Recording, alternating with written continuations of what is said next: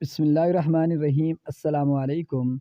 आज 29 जमादी सानी 1444 हिजरी को रोहित लाल कमेटी के चेयरमैन मौलाना अब्दुल खबीर आज़ाद साहब की ज़ेर सदारत मरकज़ी रोहित लाल कमेटी का आम इजलास मुनक्कद हुआ, जिसमें रजबुल मुरज्जब के चाँद के हवाले से कोई भी शहादत मौसूल नहीं हुई।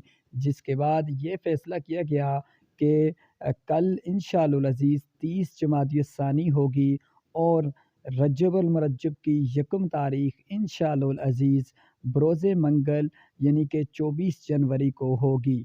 और अगर हम बात करें जो अगला रजबुल मुरज्जब का महीना है वो 29 यानी कि दिनों पर मुश्तमिल होगा। तो इस लिहाज से 22 फरवरी को शाबानुल मुअज़्ज़म का चाँद नज़र आने के बहुत ज़्यादा चांस है। और इस लिहाज से जो अगला महीना होगा यानी कि शबानुल मुअज़्ज़म का वो 30 दिन पर मुश्तमिल होगा और यकम रमज़ानुल मुबारक इंशाअल्लाह अज़ीज़ 24 मार्च को मुतवक्के है।